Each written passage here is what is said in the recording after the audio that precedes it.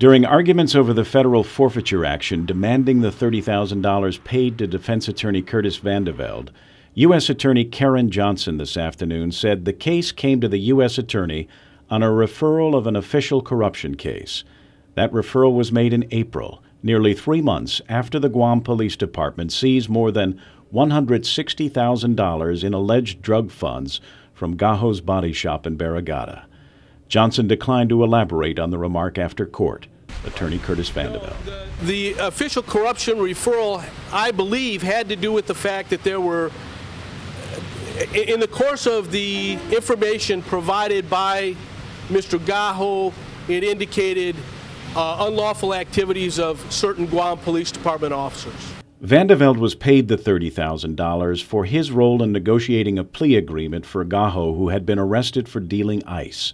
As PNC News first reported last month, Vandeveld stated in his response to the forfeiture motion that Guam police investigators had told him that they wanted the cooperation of his client, Kendrick Gaho, concerning GPD officers involved in the distribution of drugs. Yes, there are police officers who are out there who are involved in the use and distribution of drugs and taking money from other people who are involved in it and not making arrests. And there have been allegations of that for a long, long time. But today's hearing was not about an investigation into corruption or drug dealing by Guam police.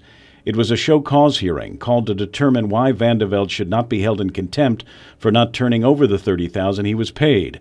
The U.S. Attorney argued that drug funds were subject to forfeiture. Vandeveld argued they were not. Mr. Gaho at 2:45 gave the property to the government through Officer F.M. Santos of the Guam Police Department.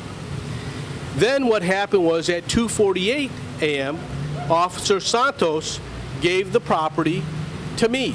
Once the property has gone from the possession of the government into the possession of someone else, the property belongs to that person, free and clear of the earlier illegal taint.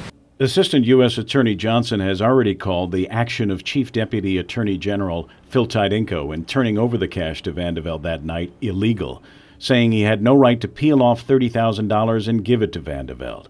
However, Vandeveld is calling the federal government's action against him a turf war because the feds don't like the deal the AG cut with Gaho. They're trying to use the federal court to avoid the plea agreement that was made in this case because they don't like it. That's really what this is all about. It's a turf war. You could tell that from Ms. Johnson's argument. She doesn't like the fact that the local government has authority relative to what they do. Vandeveld did not turn over the $30,000 today, and he was not found in contempt. Magistrates Judge Joaquin Manabusan called for further arguments to be filed by next Monday. He did not set a date for another hearing. Kevin Kerrigan, PNC News.